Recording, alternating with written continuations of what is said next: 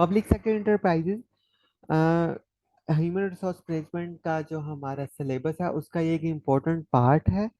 और इसमें हम देखेंगे कि क्या होते हैं पब्लिक सेक्टर इंटरप्राइज, इस सब चीज़ों के बारे हम जानेंगे। तो 2 या 4 इस पे सेशंस होंगे हमारे। तो लेक्चर नंबर 1 है इस सीरीज का सेशन का।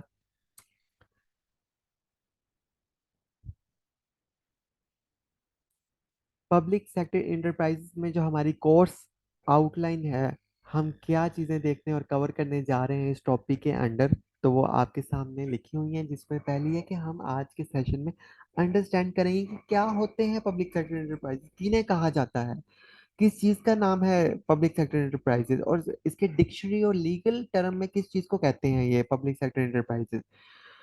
सेकंड जो हमारा लेक्चर होगा उसमें हम देखेंगे कि किन की चैलेंजेस का सामना है, किन इश्यूज जो है वो का सामना है जिन्हें फेस कर रहे हैं पब्लिक सेक्टर इंटरप्राइजेस। और फिर नेक्स्ट सेशन में हम देखेंगे उन इश्यूज को टैकल कैसे किया जा सकता है, रिफॉर्म कैसे लाई जा सकती हैं, और आगे का एक बेहतरी का रास्ता कैसे तय किया जा सकता है इन पब्लिक सेक्टर इंटरप्राइजेस के हवाले से। फोर्थ लेक्चर में हम देखेंगे कि पास्ट और प्रीवियस जो क्वेश्चंस आए हैं एफपीएससी में, उन क्वेश्चंस को हम अंडरस्टैंड करेंगे और उन्हें कुछ सॉल्व करने की कुछ एक दो को ट्राई भी करेंगे हम। और इसके एडिशनल जो है मैं फिर आपको कुछ सजेस्टेड रीडिंग्स दूंगा जिन्हें आप जो है वो रीड करके अपनी जो है वो अंडरस्टैंडिंग इनहेंस कर सकते हैं। तो आज के लेक्चर में हम अंडरस्टैंडिंग करेंगे सिर्फ क्या होते हैं पब्लिक सेक्टर इंटरप्राइजेस।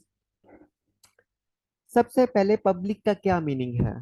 तो बहुत सारी जगहों पे जो है वो पब्लिक की जगह जो है वो लफ्ज गवर्नमेंट यूज किया जाता है। बहुत बहुत दफा जो है वो गवर्नमेंट की जगह लफ्ज जो है वो स्टेट ओन किया जाता है, या पब्लिक जो है वो सॉरी जो है पब्लिक जो है वो यूज किया जाता है। जैसे अक्सर हम बात करते हैं कि यार ये गवर्नमेंट यूनिवर्सिटी है, या फिर हम कहते हैं ये पब्लिक यूनिवर्सिटी है। हम कहते हैं कि ये गवर्नमेंट प्रॉपर्टी है, या हम कहते हैं कि ये पब्लिक प्रॉपर्टी है।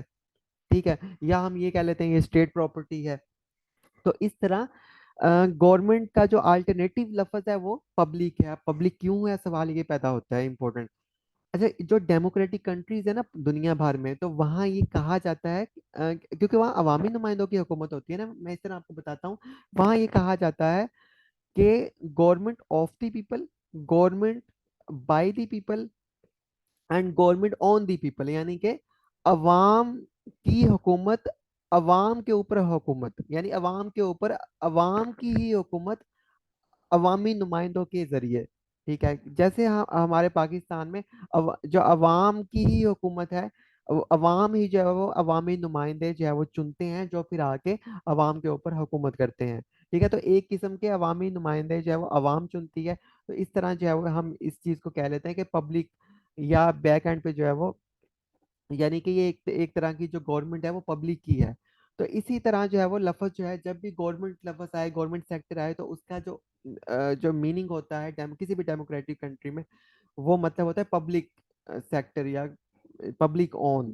ठीक है, कोई भी कंट्री अगर गवर्नमेंट, कोई भी कंट्री कह रहा हूँ सॉरी, कोई भी प्रॉपर्टी, कोई भी ऑर्गेनाइजेशन अगर हुकूमत ऑन कर रही है, तो हुकूमत किसकी है यार, अवाम की है ना। तो इसीलिए उस चीज को कह देते हैं कि गवर्नमेंट ऑन या पब्लिक ऑन, या उसे कह देते हैं गवर्नमेंट सेक्टर या पब्लिक सेक्टर। और हुकूमत, और ये चीजें किसकी मलकियत होती हैं, उस मुल्क की होती हैं, स्टेट की मलकियत होती हैं। तो इसलिए उस चीज को public sector, government sector, public on, government on के अलावा हम ये भी कह देते हैं स्टेट ऑन, जिसे यानी रियासत जो है वो ऑन कर रही है। तो ये मीनिंग है कुछ पब्लिक के, इसलिए जो है वो इन्हें पब्लिक कहा जाता है। अब आ जाते हैं इंटरप्राइजेस का क्या मीनिंग है। तो पहले हम डिक्शनरी के ऊपर चलते हैं, उसमें देखते हैं कि इंटरप्राइज किसे कहते हैं। तो ये एक डिक्शनरी है। तो ये कहती है कि किसी भी कंपनी को, किसी भी ऑर्गेनाइजेशन को, या किसी भी कारोबार को जो है वो हम कह सकते हैं, ये उसका मीनिंग है किसका, इंटरप्राइज का। ठीक है, इसी तरह से ऑक्सफोर्ड डिक्शनरी जो है वो ये हमें बताती है कि किसी भी कंपनी को या किसी भी कारोबार को हम कहते हैं इंटरप्राइज। ठीक है, इसके मीनिंग्स में, या वो कहते हैं इसके दूसरा मीनिंग ये होता है कि किसी भी लार्ज प्रोजेक्ट को हम कहते हैं इंटरप्राइज, वो लार्ज प्रोजेक्ट जो specially one that is difficult, मतलब जिसका एक कॉम्प्लेक्स स्ट्रक्चर हो, कोई भी बहुत बड़ा प्रोजेक्ट हो जिसका एक थोड़ा सा डिफिकल्ट स्ट्रक्चर हो, तो उसे हम कहेंगे इंटरप्राइज। जैसे सी पैक है, एक बहुत बड़ा प्रोजेक्ट है, बहुत इसका कॉम्प्लेक्स स्ट्रक्चर है, तो इसे हम कहेंगे इंटरप्राइज। ठीक है। इंटरप्राइज और इसके अलावा एक और, ये भी, ये दुनिया की तीन फेमस डिक्शनरीज हैं, ऑक्सफोर्ड, कैम्ब्रिज और ये सामने जो आपके नजर आ रही है। तो इंटरप्राइज यहाँ पे वो कहते हैं कि अ प्रोजेक्ट और undertaking that is specially difficult difficult complicated और रिस्की। तो ये जो है वो एक ऐसा प्रोजेक्ट या कोई ऐसी अंडरटेकिंग जो स्पेशली डिफिकल्ट हो, कॉम्प्लिकेटेड हो या रिस्की हो, तो उसे हम कहेंगे इंटरप्राइज। और आपको याद है अंडरटेकिंग आपने पढ़ी थी, आई थिंक इंडस्ट्रियल अंडरटेकिंग की डेफिनेशन आपने पढ़ी थी इनकम टैक्स ऑर्डिनेंस में। और इस तरह आगे वो कहते हैं कि कोई भी ऑर्गेनाइजेशन है तो उसका कोई भी इकोनॉमिक यूनिट जो है उसका नाम भी जो है वो इंटरप्राइज हो सकता है। और साथ वो कह रहे हैं कि अ सिस्टमेटिक पर्पसफुल एक्टिविटी, ये चीज बहुत अच्छी लिखी हुई है कि कोई भी ऐसी एक्टिविटी जिसका कोई मकसद हो और वो एक्टिविटी परफॉर्म की जा रही हो किसी निज़ाम के तहत, किसी सिस्टम के तहत, तो हम उस चीज को भी कहेंगे इंटरप्राइज। ठीक है। अब हम जो दूसरी बड़ी फेमस डिक्शनरी है, पहली दूसरी पे कैम्ब्रिज और ऑक्सफोर्ड ही होते हैं हमेशा, तो कैम्ब्रिज जो है डिक्शनरी वो ये कहती है कि इंटरप्राइज का मीनिंग है कोई भी ऑर्गेनाइजेशन, कोई भी कंपनी या कोई भी बिजनेस चाहे वो, उसे हम इंटरप्राइज कह सकते हैं। एक और मीनिंग में वो ये कहते हैं कि कोई भी ऑर्गेनाइजेशन या कोई भी बिजनेस जो है, या और a difficult and important plan, specially one that will earn money. यानी कि कोई भी ऑर्गेनाइजेशन या कोई भी बिजनेस जो है वो जो स्पेशली मनी अर्न करने के पर्पस के लिए बनाया गया हो, तो उसे भी हम इंटरप्राइज कहेंगे। और कोई भी ऐसी ऑर्गेनाइजेशन जो मनी पर्पस अर्न के लिए ना बनाई गई हो, वेलफेयर के लिए बनाई गई हो आवाम की, तो उसे भी इंटरप्राइज कहेंगे। लेकिन मैं एक चीज यहाँ पे आपको बताता चलूँ, दुनिया भर में जो इंटरप्राइज वर्ड है ना, मैं लीगल टर्म के अलावा की बात कर रहा हूँ, जनरली जनरली जो इंटरप्राइज वर्ड है ये ज्यादातर जो है वो बिजनेसेस के लिए इस्तेमाल किया जाता है। मतलब ज्यादातर जो है वो ये बिजनेसेस के लिए इस्तेमाल किया जाता है। और बिजनेसेस में भी सर्विस सेक्टर के जो बिजनेसेस हैं जो खिदमात दे रहे हैं, उनके लिए ये इस्तेमाल किया जाता है ज्यादातर। मैन्युफैक्चरिंग के लिए भी इतना नहीं इस्तेमाल किया जाता। ये एक जनरल मैं बात बता रहा हूँ, लेकिन डिक्शनरी मीनिंग में जो है वो इंटरप्राइज का मतलब है कोई भी ऑर्गेनाइजेशन हो सकती है, कोई भी कंपनी हो सकती है, और कोई भी बिजनेस हो सकता है। ठीक है, ये सब आपने डिक्शनरीज में देख लिया। तो ये इस इन सब चीजों का नाम, कोई भी बिजनेस, कोई भी कंपनी, कोई भी किसी भी तरह की ऑर्गेनाइजेशन, चाहे वो बिजनेस के लिए हो, चाहे वेलफेयर के लिए हो, या किसी भी के लिए वो हो, तो उसका मीनिंग है डिक्शनरी में इंटरप्राइज, उस चीज को कहेंगे। ठीक है, जैसे यूनिवर्सिटी होती है तो उसे भी जो है इंटरप्राइज कहते हैं, लेकिन ज्यादातर मैंने बताया कि ये टर्म जो है वो जनरली नहीं इस्तेमाल की जाती, बिजनेस से ज्यादा इस्तेमाल की करते हैं इस टर्म को। लेकिन ये हर ऑर्गेनाइजेशन, हर प्रोजेक्ट और हर जो है वो कॉम्प्लेक्स स्ट्रक्चर जो है वो, हर कंपनी या बिजनेस को हम इंटरप्राइज कह सकते हैं। अच्छा, अब थोड़ी सी डेफिनेशन हम देख लेते हैं पब्लिक सेक्टर इंटरप्राइज की। या हम इसे स्टेट ओन इंटरप्राइज भी कह सकते हैं, मैंने अभी बताया ना आपको, स्टेट ओन इंटरप्राइज, या इसे गवर्नमेंट इंटरप्राइज भी हम कह सकते हैं, या गवर्नमेंट सेक्टर इंटरप्राइज भी कह सकते हैं। तो यहाँ पे वो डेफिनेशन दे रहे हैं कि an organization own by the government is called a public sector enterprise. कोई भी ऐसी ऑर्गेनाइजेशन जिसे हुकूमत ओन करती हो, उसे हम कहेंगे स्टेट ओन इंटरप्राइज या पब्लिक सेक्टर इंटरप्राइज।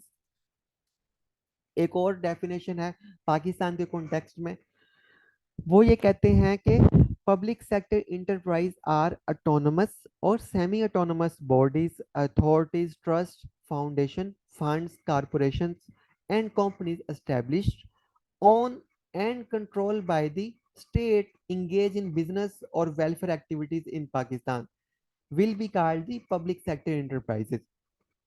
ठीक है।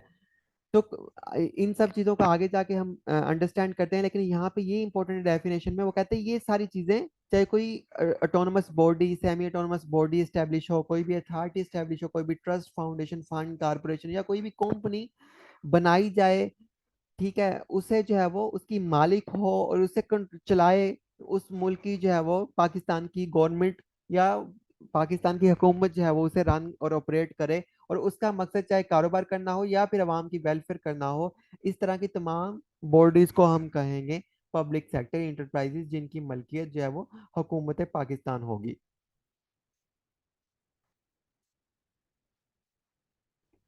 तो अच्छा, पब्लिक सेक्टर इंटर मैंने अभी आपको पीछे कहा कि मैं आगे जाके अंडरस्टैंड करवाता हूँ ये चीज़, ये क्या होती है ऑटोनमस और दूसरी चीज़ें। तो ये किस तरह बनाई जा सकती हैं पब्लिक सेक्टर इंटरप्राइजेज, आपने उसकी टर्म तो देख ली, मीनिंग भी देख लिया कि सिंपल पब्लिक सेक्टर इंटरप्राइज वो बॉडी होती है जो हुकूमत की मलकियत होती है और हुकूमत उसे चलाती है। तो ये एस्टेब्लिश कैसे की जाती हैं, खासतौर पे हमारे मुल्क में किस तरह से बनती हैं? तो पहले ये सारे इस तरीकों से जो है वो पब्लिक सेक्टर इंटरप्राइजेस क्रिएट की जा सकती हैं। इस शक्ल और फॉर्म में जो है ये आपको पाकिस्तान में मिलेंगी। हर मुल्क में डिफरेंट तरीका है, लेकिन पाकिस्तान में ये सारी चीजें जो है वो इन तरीकों से जो है वो ये बनाई जाती हैं। इन तरीकों से जो है वो इन्हें क्रिएट किया जाता है लीगली। ठीक है, पहला ये है कि ऑटोनमस बॉडीज या सेमी ऑटोनमस बॉडीज की शक्ल में जो है वो इसे बना दिया जाता है। जैसे कि यूनिवर्सिटी होती है वो सेमी ऑटोनमस बॉडी है। ठीक है, तो वो नीम खुद मुख्तार है, कुछ इख्तियार हुकूमत के पास होता है, कुछ जो है वो यूनिवर्सिटी के पास होता है, पॉलिसीज के हवाले से, डिसीजन के हवाले से। तो वो एक तरह से सेमी ऑटोनमस बॉडी होती है। तो वो भी क्या कहलाएगी, पब्लिक सेक्टर इंटरप्राइज कहलाएगी। इस तरह कुछ ऑटोनमस बॉडीज हैं जिसे स्टेट जो है वो ओन करती है, लेकिन उन्हें मुकम्मल ऑटोनमी होती है। जैसे कि स्टेट बैंक ऑफ पाकिस्तान है तो मुकम्मल ऑटोनमी है उसे। तो इस तरह की कुछ ऑटोनमस बॉडीज भी बना दी जाती हैं। तो ऑटोनमस या सेमी ऑटोनमस बॉडीज हुकूमत क्रिएट कर सकती है। अच्छा, एक और टर्म बहुत इस्तेमाल होती है पाकिस्तान में, अथॉरिटीज। ठीक है, जैसे पीटीए है, Pakistan telecommunication communication authority, PEMRA है, Pakistan electronic media regulatory authority. ठीक है, तो इस तरह अथॉरिटीज का कॉन्सेप्ट भी काफी ज्यादा जो है वो फेमस होता जा रहा है। ठीक है, जैसे एफबीआर का ही नाम कह रहे थे चेंज करके इसे ऑटोनॉमी दे दी जाए, तो इसे एनटीए बना दिया जाए, नेशनल टैक्स अथॉरिटी, या पीआरए, पाकिस्तान रेवेन्यू अथॉरिटी। तो इस तरह से जो है पंजाब, तो ये जो अथॉरिटीज का स्ट्रक्चर है, तो ये भी अथॉरिटी को भी हम कहेंगे पब्लिक सेक्टर इंटरप्राइज। ठीक है, क्योंकि अथॉरिटी भी तो एक ऑर्गेनाइजेशन होती है ना, जिसे हुकूमत पाकिस्तान ओन कर रही है। कितनी सारी अथॉरिटी है, पैमरा है, बीटीए है। जैसे अगर प्रोवेंसेस की बात करें तो जैसे पंजाब रेवेन्यू अथॉरिटी है, जो है वो बलोचिस्तान रेवेन्यू अथॉरिटी है। तो इस तरह से और भी हमें यहाँ पे जैसे वापडा की अगर बात करें तो water and power development authority. ठीक है, तो इस तरह बहुत सारी अथॉरिटीज हमें पाकिस्तान में मिलती हैं। तो ये अथॉरिटीज को हम कहेंगे पब्लिक सेक्टर इंटरप्राइज, और ये इन्हें हुकूमत ऑन कर रही होती है। तो अथॉरिटीज की फॉर्म में भी क्रिएट किया जा सकता है। ठीक है, ट्रस्ट फंड्स एंड फाउंडेशंस की सूरत में भी इन्हें क्रिएट किया जा सकता है। अच्छा, अगर ऑटोनमस या सेमी ऑटोनमस बॉडीज बनानी है तो इसका कोई भी नाम हो सकता है, यूनिवर्सिटी हो सकता है, कुछ भी और नाम हो सकता है इसका।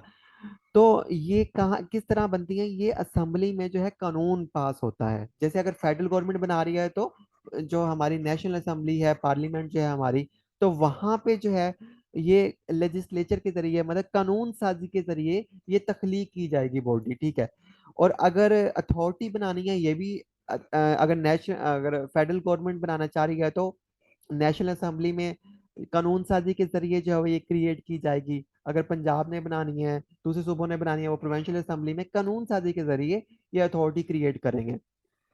ठीक है, तो इसी तरह से जैसे ट्रस्ट होगी, फंड्स हो गए, मुख्तलिफ एंड फाउंडेशन होगी, तो इसके लिए जरूरी नहीं है कि इन असेंबली में जो है वो कानून साजी की जाए। तो बल्कि ये हुकूमत जो है वो रजिस्टर करवा सकती है। जो भी इदारा इन्हें जो है वो रजिस्टर करता है, जो इदारा ट्रस्ट को रजिस्टर करता है, वहां पे हुकूमत जाके अपने नाम से ट्रस्ट रजिस्टर करवा लेगी। और उसके जो बोर्ड ऑफ डायरेक्टर्स होंगे, मतलब उसे जो चलाने वाले होंगे, वो हुकूमती नुमाइंदे होंगे, हुकूमती लोग हो सकते हैं, वो कोई भी हो सकते हैं। ठीक है, इस तरह फंड्स भी वो मुख्तलिफ हुकूमत ने स्टैब्लिश किए हुए हैं। जैसे आपको याद हो तो पंजाब एजुकेशन एंडोनमेंट फंड जो स्कॉलरशिप वगैरह देता है, तो ये भी एक फंड है, प्रोविंशियल गवर्नमेंट इसे ऑन करती है। तो उन्होंने जो है वो रजिस्टर करवाया हुआ है इसे, जहाँ से फंड रजिस्टर होते हैं। तो इस तरह एक फाउंडेशन भी है, फाउंडेशन भी हुकूमत जो है वो बना सकती है। इसे भी सिंपल जाकर रजिस्टर करवा लेगी हुकूमत। जो भी फाउंडेशन को जो है वो रजिस्टर करता है, जो भी डिपार्टमेंट हो, लेकिन उसका जो बोर्ड ऑफ डायरेक्टर्स होगा, मतलब उसे जो चलाने वाले होंगे, वो हुकूमती लोग होंगे। ठीक है, प्राइवेट लोग नहीं होंगे, हुकूमती लोग होंगे।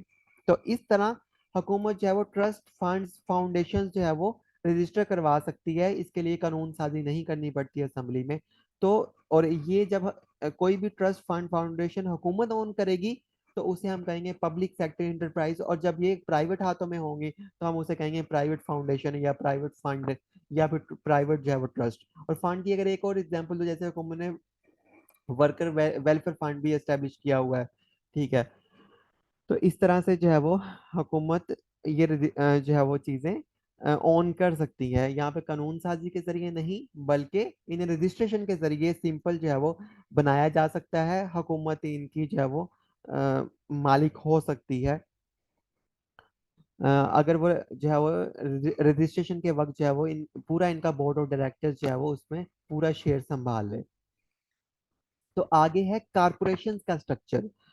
तो हुकूमत जो है वो कारपोरेशन की सूरत में भी जो है बना सकती है पाकिस्तान में। और जैसे कि अगर एग्जांपल मैं आपको दूं, जैसे स्टेट बैंक का की एक सब्सिडरी है, मतलब स्टेट बैंक की एक अपनी ज़ीली कंपनी है बैंकिंग सर्विस कारपोरेशन, तो वो हुकूमत ने बनाया हुआ है। तो इस तरह पहले होता था हाउस बिल्डिंग फाइनेंस कारपोरेशन, ठीक है। तो इस तरह कारपोरेशन की सूरत में भी जो है वो हुकूमत पब्लिक सेक्टर एंटरप्राइज बना सकती है। और सबसे ज्यादा यूज होने वाला और सबसे इजी मेथड जिससे हुकूमत आजकल यूज कर रही है और कई सालों से यूज कर रही है वो है गवर्नमेंट कंपनी, ठीक है। और इसमें आ जाती है पब्लिक सेक्टर कंपनी। तो ये गवर्नमेंट कंपनी जो है वो ये सबसे इजी है और सबसे ज्यादा आपको आगे यही स्ट्रक्चर आपको मिलेगा। तो इस तरह से बहुत सारे जो पब्लिक सेक्टर एंटरप्राइजेज हैं वो स्टैब्लिश हुए हैं। तो गवर्नमेंट कंपनी क्या होती है? वो कंपनी जिसे हुकूमत ओन करे, सिंपल, उसे हम कहते हैं गवर्नमेंट कंपनी। कोई भी इसमें दो राय नहीं है, जो कंपनी हुकूमत की मलकियत हो तो उसे हम कहेंगे गवर्नमेंट कंपनी, ठीक है। अब गवर्नमेंट कंपनी कैसे बनाई जा सकती है? वो दो तरीकों से क्रिएट की जा सकती है। पहले जो है वो किसी स्टैच्यू के जरिए तख्लीक की जा सकती है, उसे कहेंगे स्टैट्यूटरी कंपनी। स्टैट्यूटरी का मतलब है, स्टैच्यू का मतलब है कानून, ठीक है। यानी कि कोई ऐसी कंपनी हुकूमत क्रिएट करती है जो असेंबली में कानून साजी के जरिए, असेंबली में हुकूमत एक कानून साजी के जरिए एक कंपनी क्रिएट कर देती है, तो उस कंपनी को कहेंगे स्टैट्यूटरी कंपनी, ठीक है। और ऐसी कंपनी जिसे हुकूमत जो है वो कानून साजी के जरिए ना क्रिएट करे बल्कि जो पाकिस्तान में कंपनीज रजिस्टर करने वाला डिपार्टमेंट है या इदारा है, वहां पे जाके अपनी कंपनी को रजिस्टर करवा ले, तो और उस कंपनी के अंदर हुकूमत का 51% हिस्सा हो, 51% हुकूमत शेयर ऑन करती हो, तो उस हम कंपनी को कहेंगे पब्लिक सेक्टर कंपनी, या हम कह सकते हैं उसे गवर्नमेंट ओन इंटरप्राइज।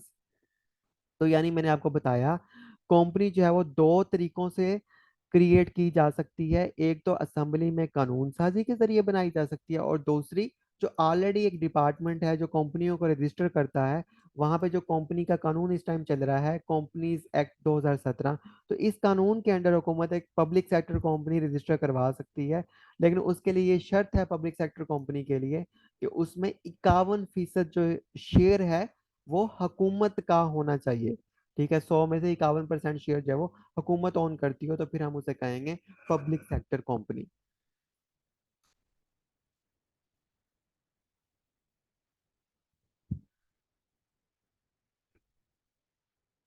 तो अब हम चलते हैं आगे थोड़ा सा इंट्रोडक्शन के ऊपर।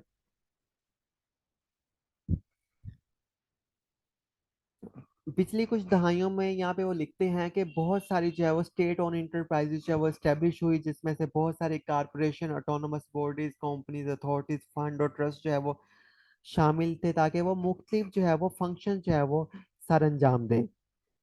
वो यहाँ पे कहते हैं कि टाइम के साथ साथ इन जो ये जो स्ट्रक्चर्स हुकूमत ने क्रिएट किए, इनकी जो कॉम्प्लेक्सिटी है, पेचीदगी है, वो बढ़ती गई। और जो ऑलरेडी जो कंपनीज हुकूमत ने एस्टेब्लिश की थी, तो उनकी आगे जिली कंपनीज बन गई, उनकी जो है वो आगे सब्सिडरी कंपनीज बन गई। तो जिससे ये स्ट्रक्चर जो है वो और भी पेचीदा होता गया। तो जेली कंपनी या सब्सिडरी कंपनी क्या होती है आगे हम देखेंगे उसे। तो वो कहते हैं कि करंटली हुकूमत के पास जो है वो 212 स्टेट ओन इंटरप्राइजेज हैं फेडरल गवर्नमेंट के पास, जिसमें बहुत सारी सब्सिडरीज होगी, ट्रस्ट होगी, फंड्स होगी, कंपनीज होगी, ये सारी चीजें शामिल हैं।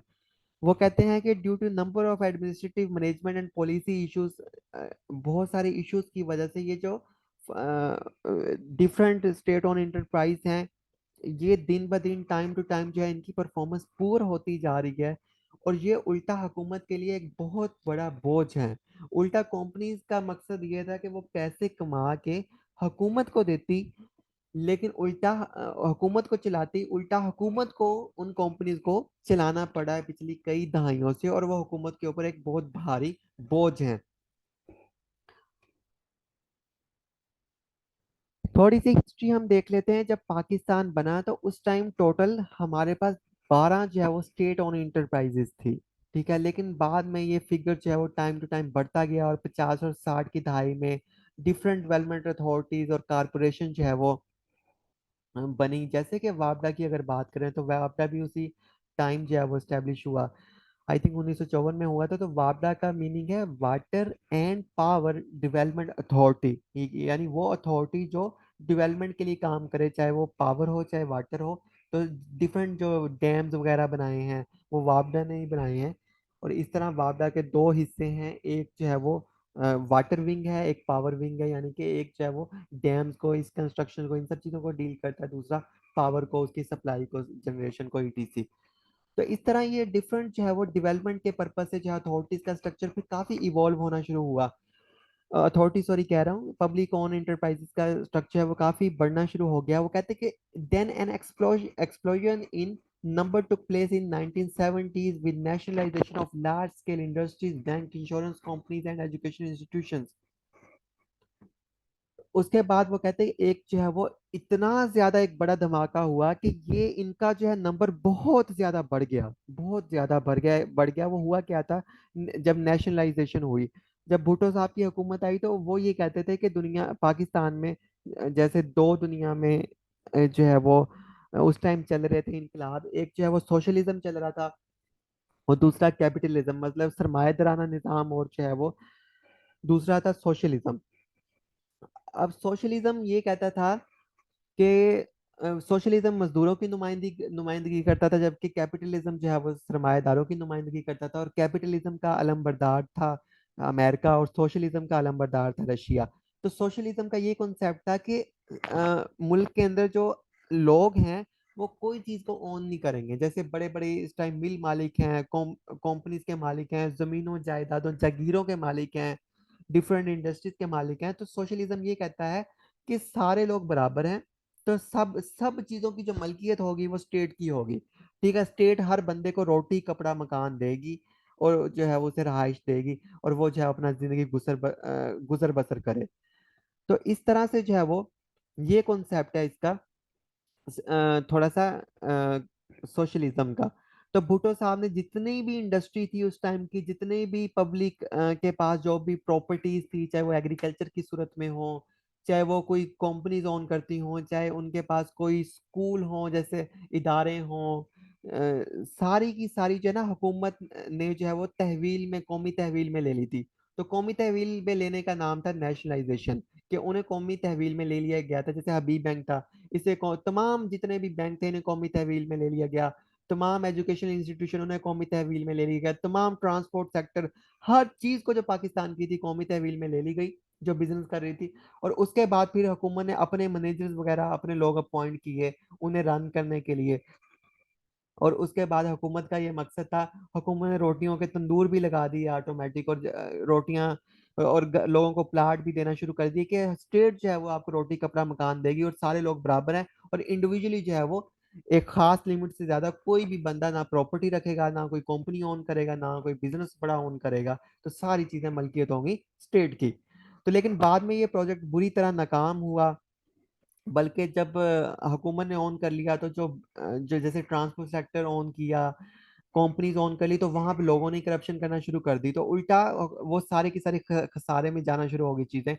तो फिर जब भुट्टो साहब की हुकूमत खत्म हुई, क्योंकि उनका नारा था ये, उनकी हुकूमत का, पीपल्स पार्टी का ये नारा था सोशलिज्म, कि हम सोशलिज्म, हम मजदूरों के नुमाइंदे हैं, हम आम जो है वो अवाम के नुमाइंदे हैं। तो सब लोगों को जो है वो रोटी कपड़ा मकान मिलेगा। तो इसलिए सारी जो चीजें हैं वो मलकियत होंगी स्टेट की, किसी इंडिविजुअल की कोई मलकियत नहीं होगी। और स्टेट ही उन्हें जो है वो जरूरत के मुताबिक सबको रोटी जो है वो वगैरह, कपड़ा मकान, सब चीजें देती रहेगी। तो ये जो है फिर बुरी तरह नाकाम हुआ ये उनका इनकलाब। तो और इस ये फिर उसके बाद 90 की दहाई में जब दूसरी हुकूमतें आई तो ये बहुत बड़ा नंबर था। देखो आप सोचो जरा कि सारे स्कूल हुकूमत के पास है। जैसे अफवा स्कूल बना था, तो अफवा स्कूल भी हुकूमत ने ऑन कर लिया, all Pakistan women association. I think Fatima जना ने बनाई थी और वो इसकी मेंबर है। तो इस तरह बैंक जितने भी थे, अलाइड बैंक हो गया, एचबीएल हो गया, एमसीबी हो गया, तो सारे हर चीज हुकूमत की मलकियत थी। तो फिर इन्हें रिवर्स किया और जो मालिक थे ओरिजिनल उनको वापस देना शुरू किए, या फिर बहुत सारे जो इदारे थे उन्हें हुकूमत ने बेचा। ठीक है, जैसे एमसीबी को बेचा गया, लाइट बैंक को बेचा, हबीब बैंक के शेयर्स बेचे, तो वापिस हुकूमती मलकियत से उन्हें निकाला। तो इस तरह ये सिलसिला चलता रहा और 1900 अब 2015 तक इस टाइम जो है वो बहुत सारी जो है वो प्राइवेटाइजेशन की ट्रांजैक्शंस की गई, मतलब कि चीजों को प्राइवेट लोगों को बेच दिया गया। तो इस टाइम करंटली हमारे पास जो करंट एग्जिस्टिंग फिगर्स हैं, आज की डेट तक वो 212 स्टेट ओन करती है इंटरप्राइजेस। ठीक है, इन 212 स्टेट ओन इंटरप्राइजेज में जो 85 हैं वो कमर्शियल इंटरप्राइजेज हैं, जो कारोबारी हैं, कारोबारी मकसद के लिए हैं। और इन 85 की आगे जीली कंपनियां हैं, इनकी सब कंपनीज हैं, तो जिनकी तादाद है 83। ये 85 ही आगे कुछ अपनी जेली कंपनियां ओन करते हैं जिनकी तादाद है 83। ठीक है, और इसके बाद 44 जो है वो नॉन कमर्शियल एसओईज हैं, यानी कि 44 ऐसी हैं जो मुख्तलिफ वेलफेयर पर्पज के लिए बनाई गई, जैसे यूनिवर्सिटीज वगैरह होगी, वेलफेयर के लिए हो गए, फाउंडेशन ईटीसी, मेडिकल कॉलेज वगैरह। तो ये जो है वो जो है वो 44 की तादाद है इस टाइम नॉन कमर्शियल की, जिसे हुकूमत ऑन कर रही है। आगे जाके देखते हैं हम इसकी लिस्ट कौन कौन सी है, जरा उसके नाम भी व्यू कर लेंगे। तो इस टाइम ये आपने ये याद रखते हैं 212 की फिगर और ये तीनों चीजें कोशिश कीजिएगा याद रखने की। तो हमने यहाँ तक अभी तक सीखा कि स्टेट ओन इंटरप्राइजेज दो तरह की हो सकती हैं। The first one is we will say that commercial SOEs, कि जिनका मकसद पैसा कमाना है, रेवेन्यू जनरेट करना है हुकूमत के लिए। और दूसरी होती हैं नॉन कमर्शियल एसओईज, जिनका मकसद है वेलफेयर करना, अवाम की सर्विस और खिदमात उन्हें मुहैया करना। तो नॉन कमर्शियल अगर हम देखें तो वो कौन सी हैं? सबसे पहले जैसे सिविल एविएशन अथॉरिटी होगी, तो ये नॉन कमर्शियल एसओई है। कंपटीशन कमीशन ऑफ पाकिस्तान हो गया, securities and exchange commission, state bank of Pakistan. तो इस तरह से पब्लिक, तो इस तरह से Pakistan telecommunication authority, trade development authority, national electric तो power regulatory authority, NEPRA, oil and gas regulatory authority, ये डिफरेंट अथॉरिटीज हैं। किसी में कोई नाम आपको मिलेगा, जैसे हायर एजुकेशन कमीशन है। इस तरह ये नीचे यूनिवर्सिटीज के नाम दिए हैं, एनएफसी यूनिवर्सिटी है, federal medical and dental college, Pakistan institute बराए फैशन, पाकिस्तान क्रिकेट बोर्ड। तो इस तरह से ये सारी वो एंटिटीज हैं, नाम पढ़ना चाहे पढ़ सकते हैं आप, जो जिनका मकसद पैसे कमाना नहीं है, इनका मकसद सर्विस देना है। तो ये इनकी तादाद जो है, हमने जैसे पीछे देखा यहाँ 41 लिखी हुई है, लेकिन पीछे जो देखा तो इनकी जो ओरिजिनल तादाद है वो है 44, जो नॉन कमर्शियल जो है वो एक्टिविटीज परफॉर्म कर रही है पाकिस्तान के अंदर।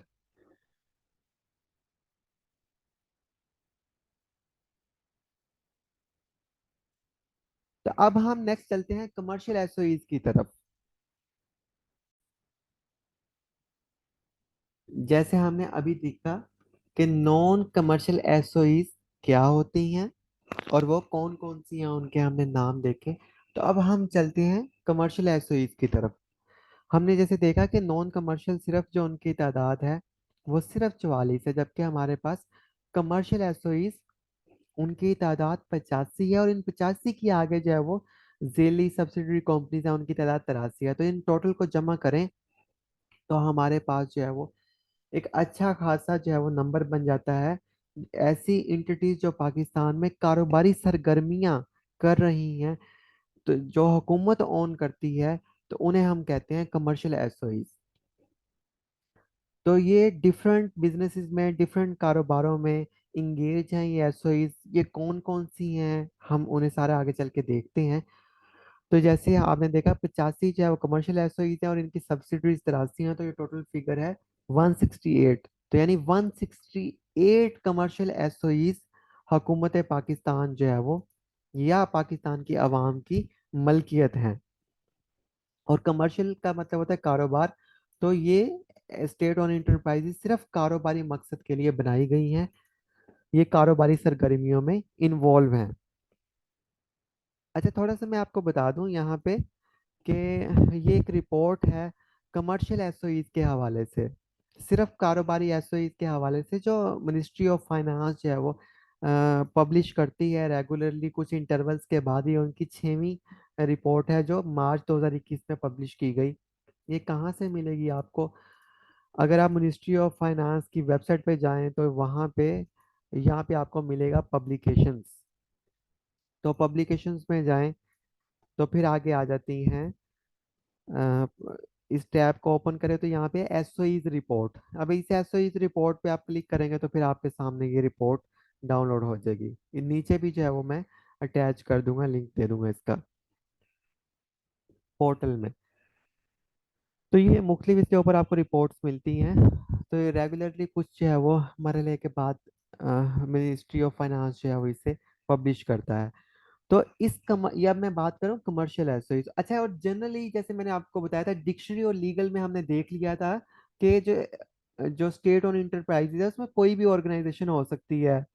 ठीक है, कोई भी जो है वो बॉडी हो सकती है, चाहे वो नॉन प्रॉफिट हो या बिजनेस पर्पज के लिए हो। लेकिन तो जैसे यूनिवर्सिटीज और सारी आपने बॉडीज देखी वो सारी नॉन प्रॉफिट थी। लेकिन जो ज्यादातर ना जनरली डिक्शनरी और लीगल डेफिनेशन के अलावा जनरली आमतौर पे जो पब्लिक सेक्टर इंटरप्राइज लफ्ज है ना, या इंटरप्राइज अगर अकेला लफ्ज है तो ये ज्यादातर कारोबारियों के लिए इस्तेमाल किया जाता है, कारोबारी बॉडीज के लिए। इंटरप्राइज आपने बहुत जगह लिखा होगा, इंटरप्राइज इंटरप्राइज, तो वो प्राइवेट होते हैं। तो ज्यादातर ये कारोबार के लिए इस्तेमाल होता है। तो जब पब्लिक इंटरप्राइज या गवर्नमेंट सेक्टर इंटरप्राइज की बात की जाती है तो तब भी इससे यही डायरेक्ट मतलब एक आम फहम जुबान में यही लिया जाता है कि हुकूमत के कारोबार या हुकूमत के कारोबारी इदारे। उसकी दूसरी वजह एक तो ये भी है, और दूसरी वजह ये भी है कि आपने अभी देखा कि 168 जो है टोटल एसओईज में 168 तो सिर्फ कारोबारी हैं।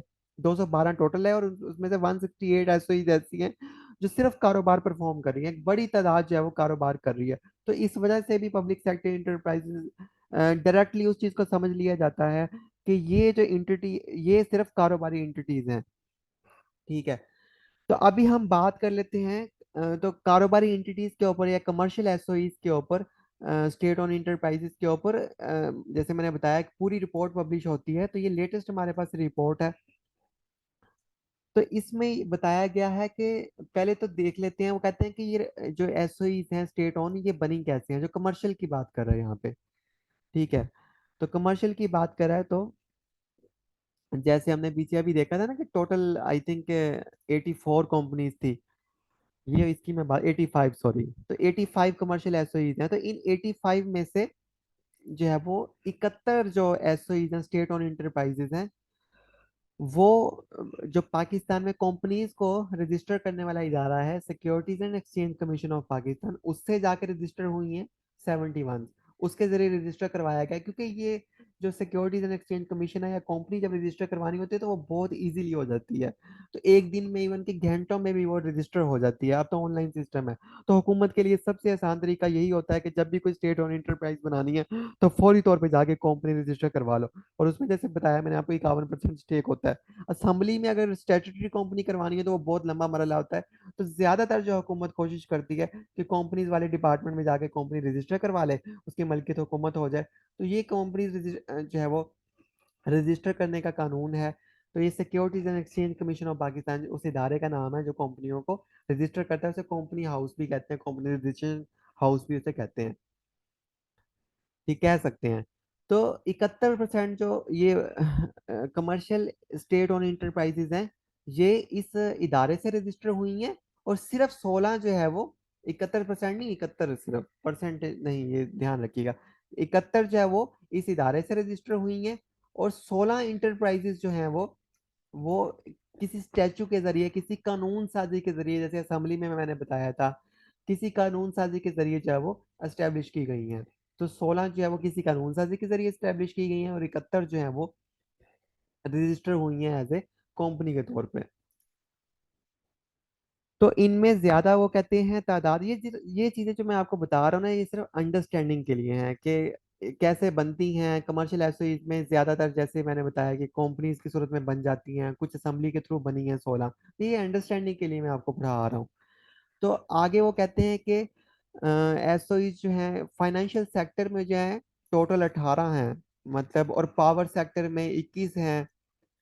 और इस तरह ऑयल एंड गैस सेक्टर में जो है हमारे पास 8 स्टेट और इंटरप्राइजेज हैं, ये सुई गैस वगैरह, सुई गैस हो गया, सुई नदरन हो गया, सुई सदरन गैस हो गया। तो इस तरह से। तो और इलेक्ट्रिक सप्लाई कंपनी में आपको पता है कि Lahore electric supply company, Gujranwala, Faisalabad, Multan, Islamabad electric supply companies, Faisalabad electric supply companies. तो इस तरह से ये बनी हुई हैं सारी की सारी। तो ये आप देख सकते हैं कि फाइनेंशियल सेक्टर में जो है वो कितनी इनकी तादाद है, कितने परसेंट है। पावर सेक्टर में जो है वो 21% है, जो है वो 8 जो है वो इसमें है ऑयल एंड गैस सेक्टर में। तो ये भी ध्यान करिएगा, ये परसेंटेज नहीं है बल्कि नंबर्स हैं, कि फाइनेंशियल सेक्टर में हमारी 18 एसओईज हैं, और पावर सेक्टर में 21 हैं। ट्रेडिंग और मार्केटिंग सेक्टर में हमारी टोटल 4 एसओईज हैं, तो इस तरह टोटल 87 बनती हैं। ये भी 87 बनती हैं। तो ये एक दो का फर्क हो सकता है, कोई इतना मसला नहीं है। लेकिन हमने जैसे पढ़ा कि टोटल कमर्शियल एसओईज जो हैं वो 85 हैं।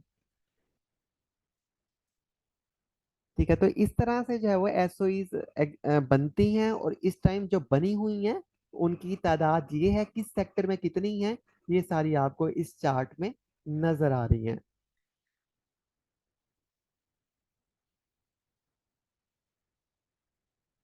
थोड़ी सी हम देख लेते हैं कि इसी क्लासिफिकेशन किस तरह से है, इसी चार्ट को आगे बढ़ाते हुए।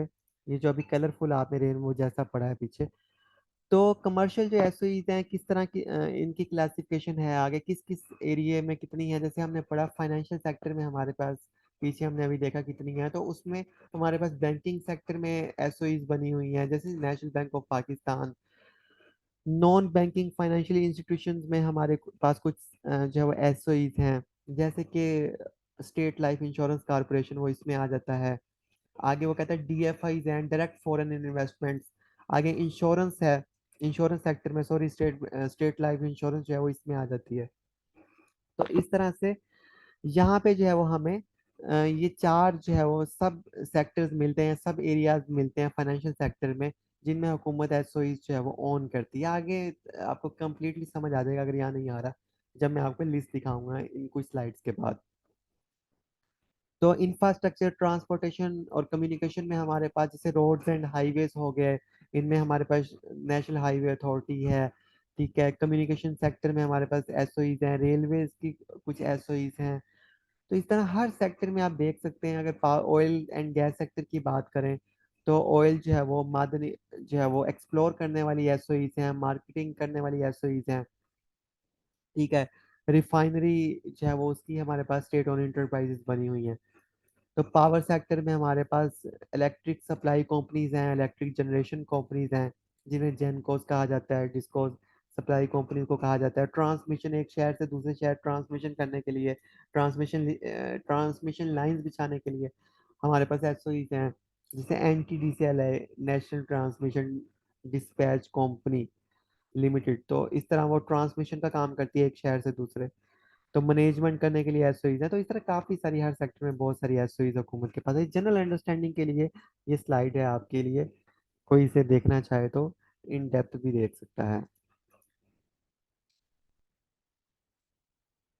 ये भी सिर्फ एक जनरल अंडरस्टैंडिंग के लिए है, ये वाली चीजें, ये वाली और ये वाली। तो इसे याद करने की जरूरत नहीं है, कोई कॉन्सेप्ट सिर्फ जहन में रखें। और बस ये आइडिया होना चाहिए कि सबसे ज्यादा किस सेक्टर में है, कि पावर सेक्टर में सबसे ज्यादा एसओईज है, उसके बाद फाइनेंशियल सेक्टर में है, यानी फर्स्ट नंबर पे पावर सेक्टर है, दूसरे नंबर पे फाइनेंशियल है, और तीसरे नंबर पे ये है मैन्युफैक्चरिंग। तो तो बस ये इस तरह, एक तो आप फर्स्ट सेकंड जो है वो पहले दो या तीन याद करना चाहें कि कमर्शियल ऐसे ही सबसे ज्यादा किस सेक्टर में है, तो इस तरह आप कर सकते हैं।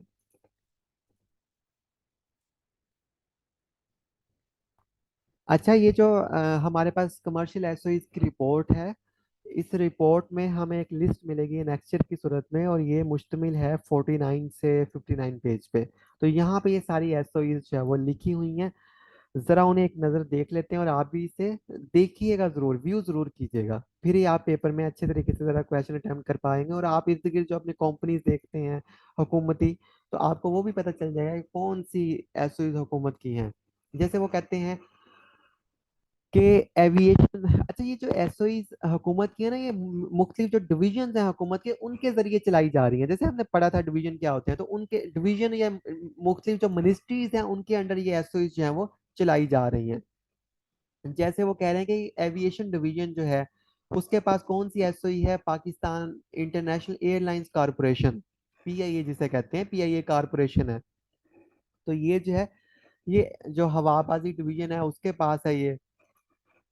और इसी तरह काबीना डिवीजन के पास पाकिस्तान टूरिज्म डेवलपमेंट कारपोरेशन है, प्रिंटिंग कारपोरेशन ऑफ पाकिस्तान है। ठीक है, ये जो प्रिंटिंग वगैरह होती है सारी, तो मिनिस्ट्री ऑफ क्लाइमेट चेंज के पास ये एक कंपनी है। और इस तरह मिनिस्ट्री ऑफ कॉमर्स के पास ये वाली एसओईज हैं।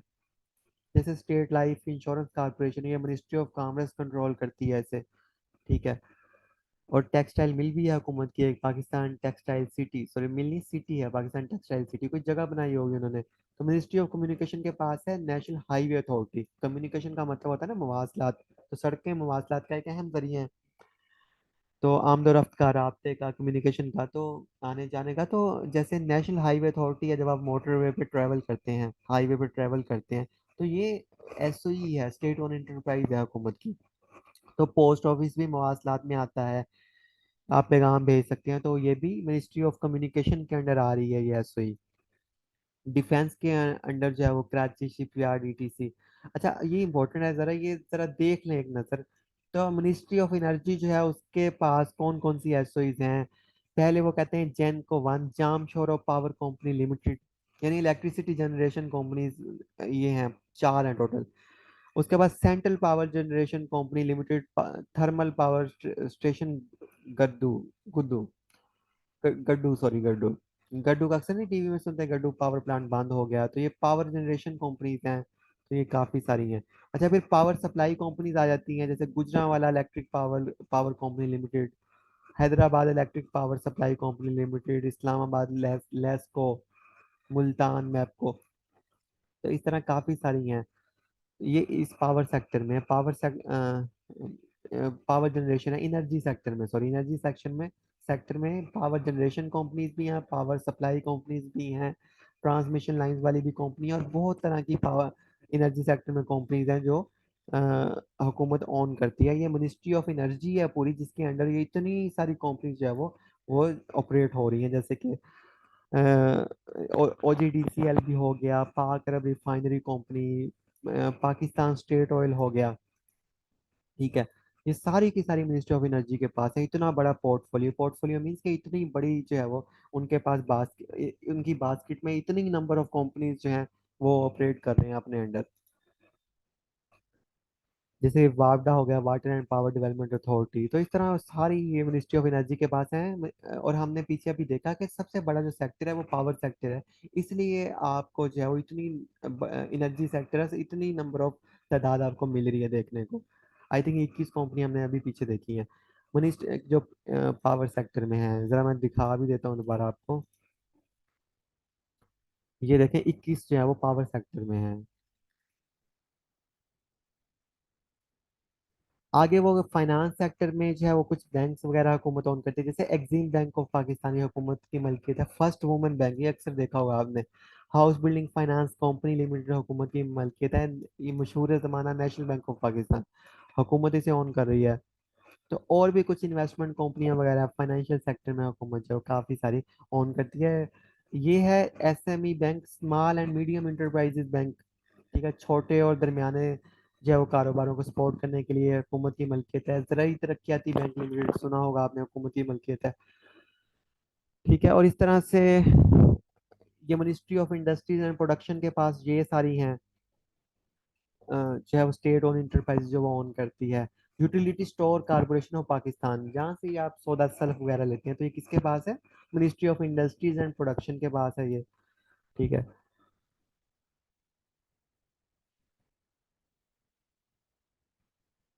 ठीक है, तो इस तरह से मिनिस्ट्री ऑफ टेक्नोलॉजी और टेलीकम्युनिकेशन के पास ये दो हैं।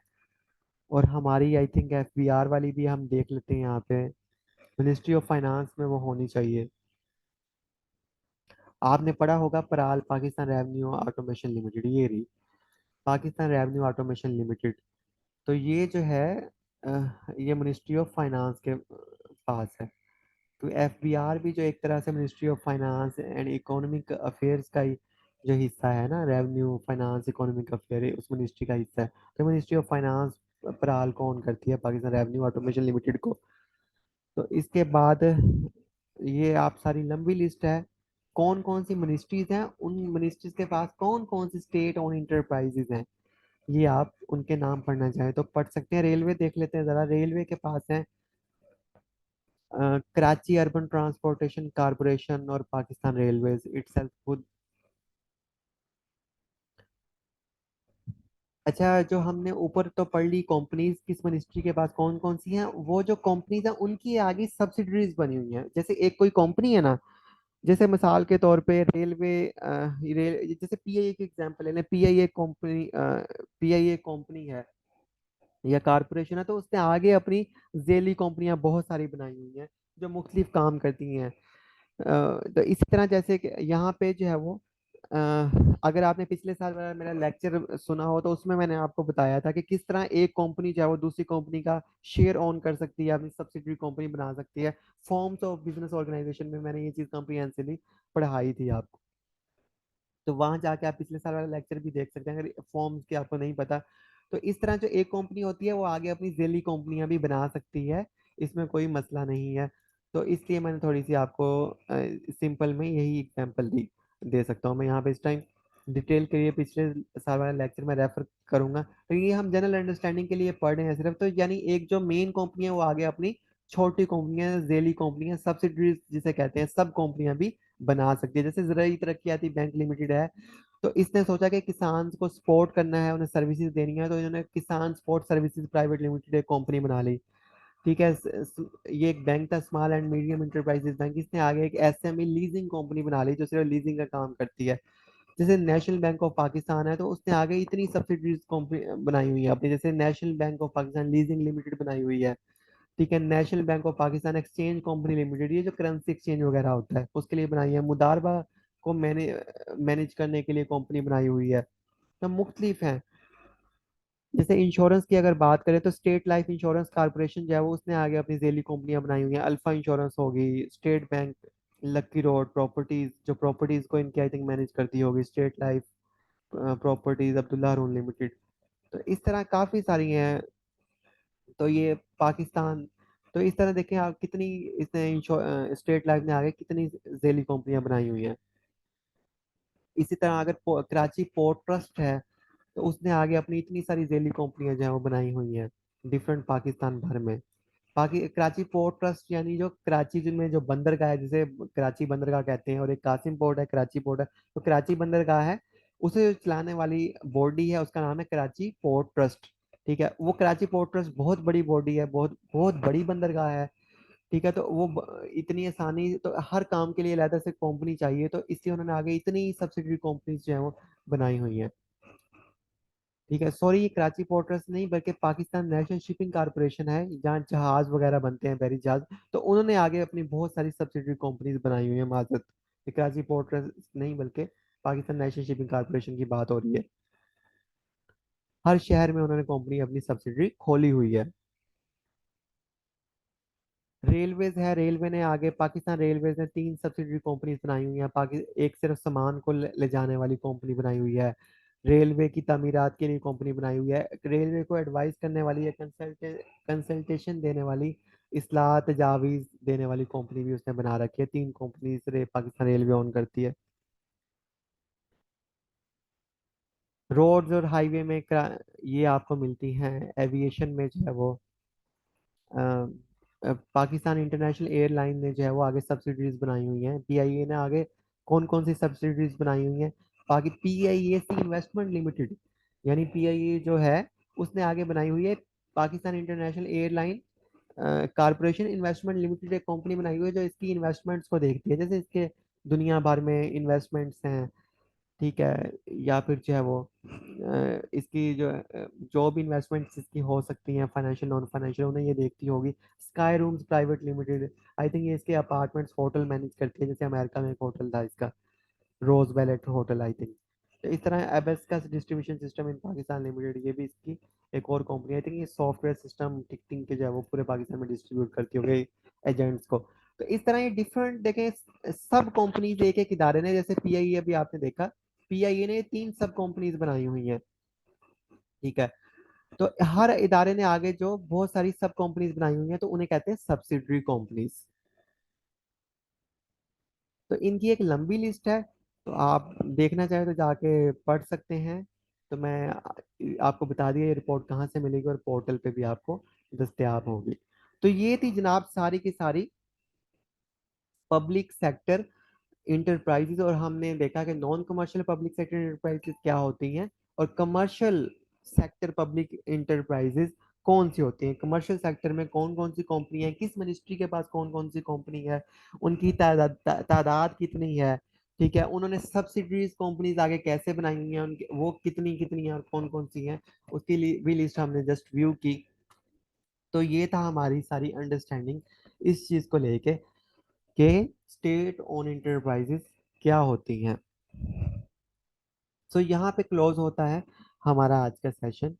सो नेक्स्ट सेशन में हम देखेंगे कि स्टेट ओन इंटरप्राइजेस को किन चैलेंजेस का, किन दुश्वारियों का, परेशानियों का सामना है, और फिर हम नेक्स्ट देखेंगे उन परेशानियों को जो है वो कैसे खत्म करके बेहतरी की जानिब जो है वो इकदाम किए जा सकते हैं, कदम बढ़ाए जा सकते हैं। सो यहाँ तक इतना ही। Stay blessed, stay best, take care, goodbye and अल्लाह हाफिज।